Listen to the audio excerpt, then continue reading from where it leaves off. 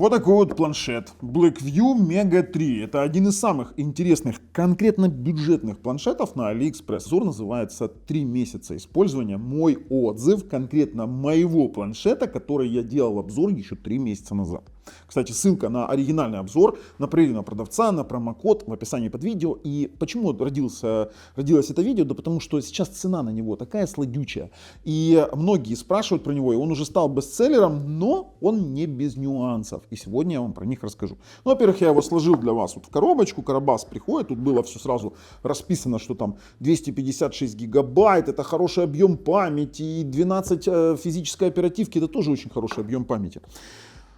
Первое, за что нужно сказать китайцам спасибо, это комплект, но тут с оговорками. Во-первых, стекло. Стекло я до сих пор не использовал, знаете почему? Да потому что там еще на нем наклеена пленка. Он большой, 12,1 дюймов, у нас получается 90-герцовый 12,1 дюймовый экран, и вот за чехол огромное спасибо, найти на него чехол практически нереально. Чехол достаточно качественный, за 3 месяца, покажи, пожалуйста, появились какие-то следы использования, какие-то отпечатки, но не более, не менее, то есть чехол абсолютно как новый, абсолютно этот, ну кроме того, что здесь видно, что им просто-напросто пользовались. Сам по себе планшет, могу сказать одну вещь, но за чехол вообще действительно класс, это вот прям положительно плюсую. Сам по себе планшет, он металлический, хорошо сделан, не скрипит, то есть сколько я им пользовался, он не скрипит. Экран, смотрите, под пленочкой до сих пор, покажи, пожалуйста, он под пленкой, поэтому до сих пор я не распечатал стекло, но если хотите, можете стекло использовать. Мы еще сейчас вернемся к мультимедиа, мы вернемся к самому экрану, но за сам по себе experience использования вот этого яркого экрана и металлического планшета, ну, действительно огромный плюс. Но к планшету мы сейчас вернемся. Давайте к комплекту чуть. В комплекте на текущий момент есть вот такие вот клавиатуры продаются. Не продаются, они идут изначально. Но по клавиатуре это то, что надо выкинуть сразу. Вот давайте вот так вот. Во-первых, это все лифтит, это все тарахтит. Вот это вот все. Нет ни русской, ни украинской раскладки. Клавиатура у нас заряжается. Это обыкновенная левая Bluetooth клавиатура. Она заряжается через Type-C. Никакого нет у нее коннектора, допустим, к планшету. То есть нет никаких коннекторов. То есть у меня есть еще один планшет, который я использую для Canva. И это у меня Xiaoxin Pad от Lenovo, китайская версия. Правда, со стилусом. Именно из-за стилуса активного я его и брал для Canva. Да, там, то есть я вот работаю с ним. Но, смотрите. Здесь есть, с этой стороны, да, здесь есть коннектор для клавиатуры. Если мне нужна клавиатура, я беру оригинальную клавиатуру. Кстати, обзор на этот планшет я тоже делал в описании под видео. Закинешь, хорошо, ребята? А здесь это просто клавиатура, которая левая. И если уж брать, то брать отдельно нормальную клавиатуру с тачпадом, например, или с чем-то еще. Клавиатура, сразу говорю, говно полное. Теперь. Ну, зарядку я не распечатывал, хотя зарядка неплохая, 45-ваттная, один порт, но нам-то надо заряжать еще клавиатуру. Я использую обычно свои вот эти вот стандартные зарядки, которые я очень люблю, там GAN зарядки, ну, в частности от Yogos на 2 порта, 140-ваттная, шикарная зарядка, поэтому я к зарядке особо и даже к кабелю не лез, потому что я использую либо Ugreen, либо L2C Turbo, которые, да, там это действительно очень хорошие кабели и все хорошо, там вообще в это не лезу. Наушники, ребята. Наушники это полный факап, ну, они, вот знаете, как, знаете, вот когда, ребята, обзор, наушники, и можно сказать, да, вот все, да, одно единственное, что не Type-C, потому что 3.5 выхода тут нет, а это мультимедийный планшет, какого хрена, ребят, ладно. Скрепочка, за скрепочку плюс, скрепочка прям классная, все, мог бы сказать я, но это просто скрепка, да. Но зато есть 4G. Зато есть 4G, кстати, на 2 карточки, который очень даже неплохой, хотя, допустим, в Украине не работает агрегация, не те частоты. Но 4G работает стабильно, отвалов нет, но по Wi-Fi есть нюансы. Тапалка. Вот такие тапалки у нас на островках в супермаркетах продаются, ну, наверное, по 10 центов, по 15 центов. Да? Это не активный тачпен, это не активный стилус, это просто обыкновенная тапалка, вы просто тапаете и все. Вот все, что можно этим делать. Вместо пальца. Заменитель пальца. У меня пошлость какая-то на ум приходит, ну ладно. И знаете, что самое интересное? Я 3 месяца пропользовался планшетом. Давайте, знаете как? Мы сейчас перейдем. Ну, во-первых, вы подпишитесь, нажмите колокольчик. Ссылки в описании под видео, как я уже говорил, на промокод на aliexpress.com. Мы сейчас перейдем, посмотрим, сколько он стоит на текущий момент. Цена действительно сладкая. Это вот прям мед. И там вот будет заявлено про комплекты. Потом вернемся сюда и вам покажу один прикол. Вот реально, я расскажу про все остальные нюансы. Так поэтому переходим.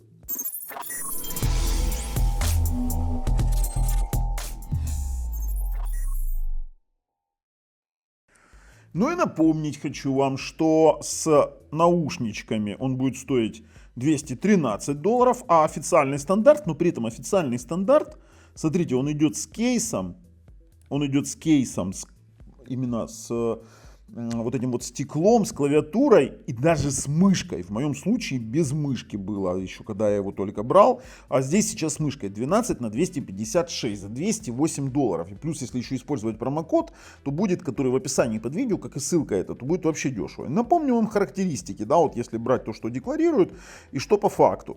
555 грамм, Mediatek G100, хотя лучше было бы, чтобы была G100 Ultra, там был бы тогда не G57, скажем так, ускоритель видео, было бы поинтереснее, был бы G72.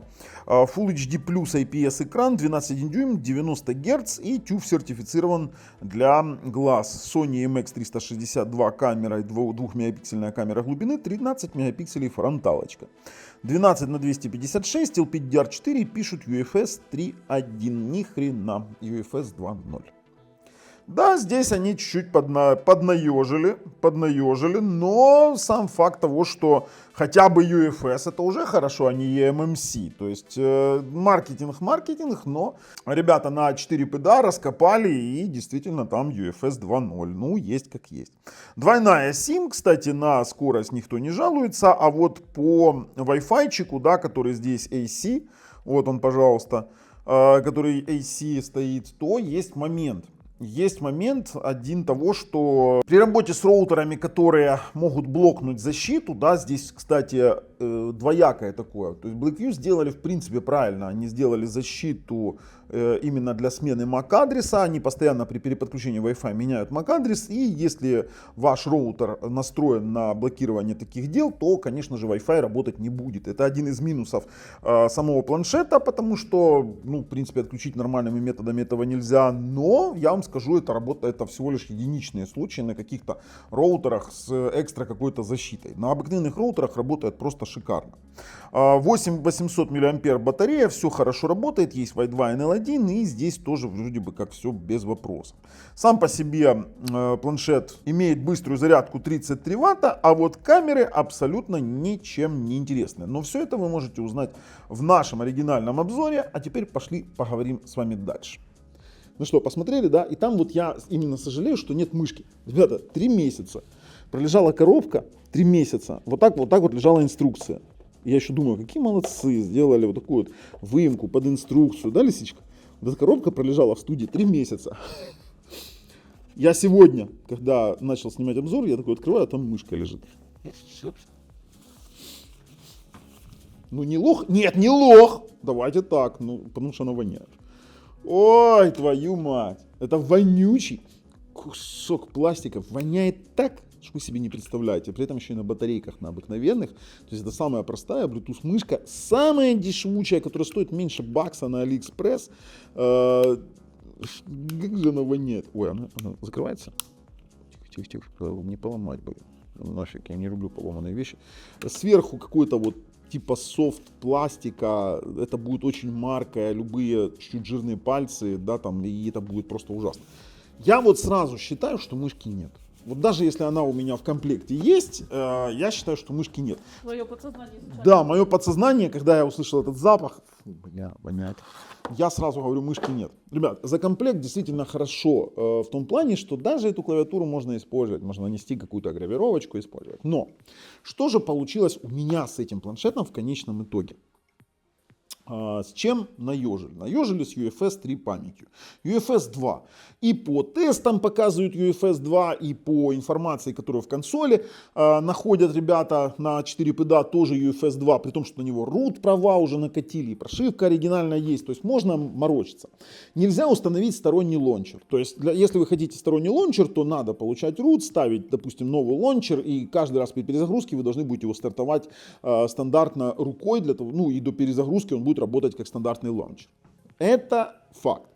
Теперь дальше, по Wi-Fi. Та проблема, которую я озвучил, она не массовая. Это настолько единичная проблема, но я озвучу еще одну проблему, которая возникла у меня. Если у вас дома стоит Wi-Fi 7 роутеры с mesh-сетью и объединенными сетями, да, то у вас там получается одна сеть, это она и 2,4, и 5 ГГц, возможно 6 ГГц, еще и там 160 либо 320 МГц, он просто потеряется в них.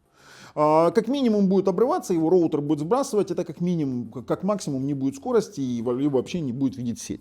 Поэтому для него придется создавать гостевую сеть, это если у вас mesh. Если у вас обыкновенный, вот тут сейчас работает на Xiaomi BE 10000, шикарно работает, беспроблемно и как бы вопросов не возникало. То есть я спокойно на нем получу там 350-400 мегабит и для кино этого хватит. И что получается? Для кино он шикарен. Вот я сразу говорю, он шикарный для кино.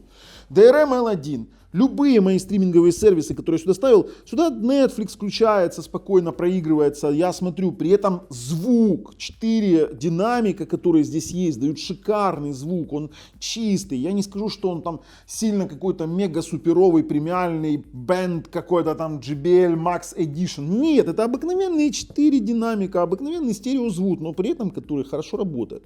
По играм был бы G100 Ultra с 72-м Mali, было бы лучше. Но здесь стоит 57-й, давайте, если мне не изменяет память, я в него туда не заходил уже, хрен знает сколько. Да, здесь 57 MC2, на ультре стоит 72-й Mali. И было бы еще интереснее по играм. Поэтому выбор мой игр, к которому я скатился по итогу, это PUBG иногда. При 90-герцовом экране он дает повышенную частоту, не скажу, что он вытягивает прям 90 Гц, но достаточно все плавно, хорошо и не дает высокие настройки, сам максимальный, дает средние настройки на нормальной частоте. Hearthstone, для Hearthstone это просто идеальный планшет, а знаете почему? Это 12,1 дюймов. И те, кто играет в Hearthstone на планшетах, знают, что там десктопный Hearthstone. И там, если маленький экран и плохое разрешение, то хрен ты прочитаешь, что там на той карте написано. Да? И в Hearthstone спокойно играть. Либо танчики Blitz спокойно играть. Во все остальное я играть не стал. Для тех, кто хочет редактировать на нем документы, да бога ради, редактируйте. VP Office работает отлично. Но если вы хотите, например, поработать в Canva, вот покажи, пожалуйста, то Canva это будет наказание. Я брал специально Lenovo для Canva. Потому что здесь, например, ну вот он сейчас листает нормально, да? А если мы возьмем какой-нибудь объект и начнем с ним что-то делать, ну давайте там какую-нибудь вот эту штуку, и попробуем его там подвигать, сейчас он еще двигает, а потом он может просто-напросто взять, вальнуться в тормоз и, вот все, он подвис, теперь выдал что-то, и начинается тормоза, пошло фризовать, понимаете, это все из какой-то комфортной работы превращается в какое-то фиаско, поэтому для меня этот планшет сошел до уровня мультимедиа планшета, потому что кино любое, YouTube, ютубчик, он 2К тягает, пожалуйста, ну, в принципе, вот, видите, хороший звук, хорошо тягает YouTube, хорошо тягает Netflix, Megogo и тому подобные сервисы, отлично. Для редактирование документов более-менее. Для Canva и графического редактирования, как графический планшет именно для рисования, я бы не очень добрал бы, не очень так сильно Mali G52 для этого подходит. По поводу UFS 2.0, да, UFS 2.0 плохо, но дело в том, что вы не заметите разницу между UFS 3.1 и UFS 2.0 на вот такой вот, на таких вариантах использования. То есть мы с вами сходимся к тому, что это обыкновенный мультимедийный планшет с нормальным, хорошим экраном, с хорошим звуком, с наличием LTE и GPS. Да, тут нет, допустим, компаса, но вы не используете, например, какие-то дополненную реальность. На таких планшетах это нафиг не надо. Поэтому это нормально. Камеры говно полное. Ну давайте так, они что-то фотографирует в оригинальном обзоре. Есть даже оригиналы того, что там лисичка фотографировала, и для планшета что-то там еще делает.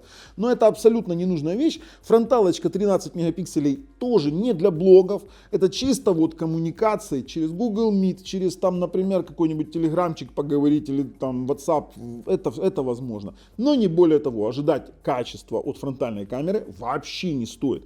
Тут я говорю вам вот полную правду. В конечном итоге планшет получился за свои деньги средневзвешенным, неплохим, работает отлично. Рассчитывать на тотальное обновление Android 15, который здесь стоит, не стоит. Обычно BlackView нормально не обновляет свои планшеты. Но поверьте, смотреть кино вы на нем не то что сможете, а еще и нужно на нем смотреть кино. И ближайшие года 3, 4, 5 он будет работать спокойно для просмотра фильмов, для каких-то незатейливых игрушек, для переписок, для браузинга, социальных сетей. Это просто-напросто отличная вещь. Могу ли я его рекомендовать? Вот после 3 месяцев за $200 это шикарный планшет. Если вы хотите потратить больше, то я бы уже там рассматривал бы Xiaosin Pad Pro от Lenovo. Да, там все поинтересней. И экранчик с Dolby Vision. А тут уже нужно вам самим выбирать. Комплект, да, там 3,5 из 5. Экран прям вот 4 из 5 за эту цену. Я не говорю, что он там лучше, чем у каких-то топовых брендов 3A. Нет. Но для третьерядного эшелона, да, брендов, это очень даже неплохо получилось. Мега 8 был намного хуже, который они выпускали. Там он тоже большой, там экран был просто полное говно. Здесь все это нормально сделано. Со всеми нюансами я вам, в принципе, все нюансы, которые знал и которые у меня всплывали, я вам рассказал. Если у кого-то есть еще какой-то опыт использования этого планшета, либо кто-то не согласен со мной, пишите в комментариях, будем обсуждать. А с вами был Бабл на канале Технозон. Пока.